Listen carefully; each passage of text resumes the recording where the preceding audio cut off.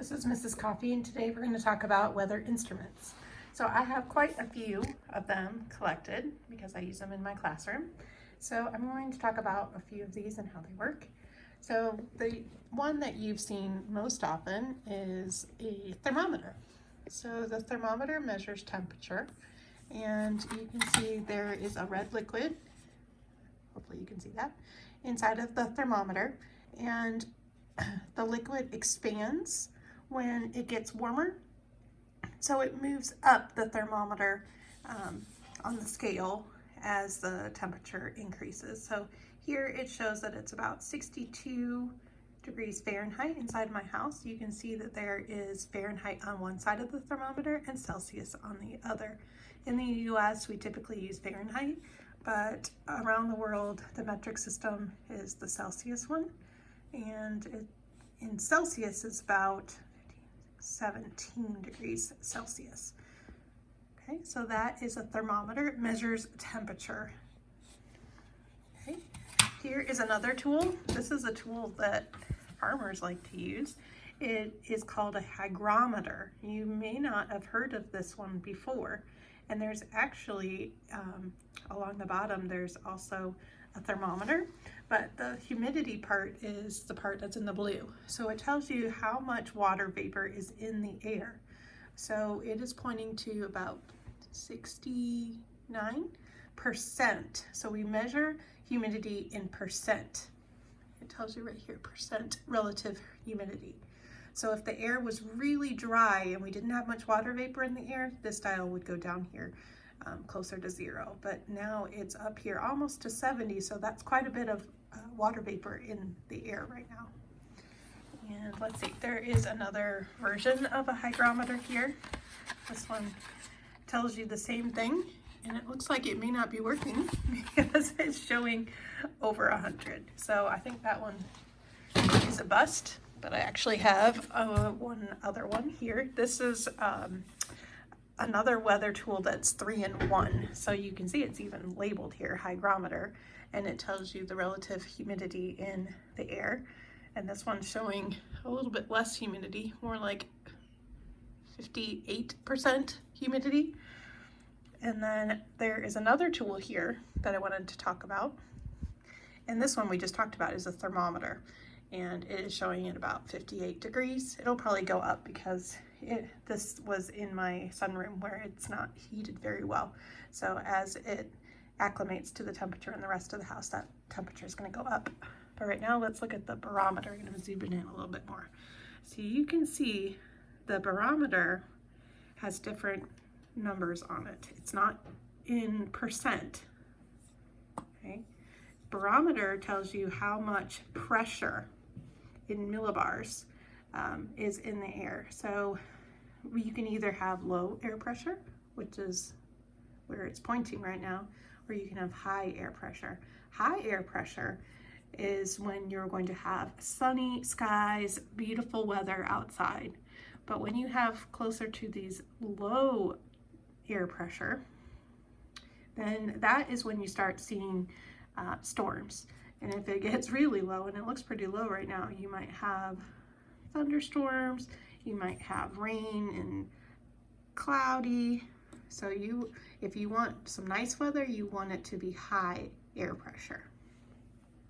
Okay, so hygrometer, barometer, and thermometer on that 3-in-1 tool. This is, let me show you this one first. This is what's called a weather vane, and it measures the direction the wind is blowing from. So the important thing you need to do when you're using this is figure out which direction is north, so that you are facing north when you use this. So I use a compass to figure out, you can see I'm not facing north right now, but I know which direction north is at my house. So I'm going to turn this. So north faces this way, and then south is towards Charlotte, and west is where the sun sets, and east is where the sun rises. So what it does is it measures the direction the wind is blowing from, not the direction it's moving towards, but where it's moving from. And so when the wind blows on this apparatus, it will turn the arrow and it'll show you the direction that the wind is blowing from. Now, I will say this is not the most accurate handheld instrument because it takes quite a bit of wind in order to make that arrow turn. So what I usually use for my weather vane is I use my weather station, and I'll show you that in a little bit as well. It's an electronic version of this. Okay, so another tool is called an anemometer. So I have to fix it a little bit because I got messed up. Okay, again, this is another one that I will say when I try this outside, it doesn't work that great, but it does give you an idea of how a real anemometer does work. But you have to have quite a bit of force or quite a bit of wind to make it actually turn.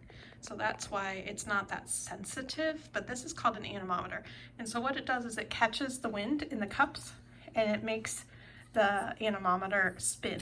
So anemometer measures the speed of the wind. And what it does is when it starts speeding up, this red part here moves up. So it'll go like this, and wind is measured on the Beaufort scale. Hopefully I'm saying that right. So the faster those cups spin, the higher the Beaufort scale of wind force. A 0 would be calm air. So you wouldn't even get these cups to spin at all with calm. And then if you go to 6, that would be hurricane force winds. So it would be very windy in order to get up to a 6 on the Beaufort scale. So that is a handheld anemometer. And then there is another it's called a wind meter. It's by Dwyer, and this works different. It works through evaporation, and it's a little bit more sensitive. So it says to use, place or face the wind, hold the meter in front of you in a vertical position and with the scale side towards you. Do not block the bottom holes. Height of the ball indicates wind velocity, which is the wind speed. For a high scale, cover hole at extreme top with the finger. So you hold it like this, and this is where the wind will be tested through evaporation. And you can see there is the wind speed in miles per hour along the side here. Okay, so I wanted to show you my weather station, so I'll show you that next. I have it up on my shelf over here.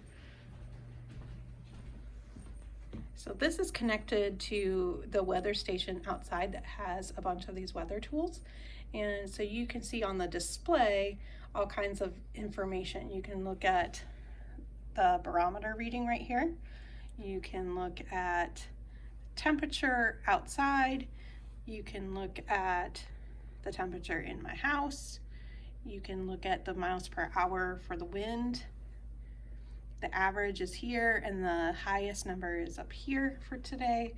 And you can look at all different weather data.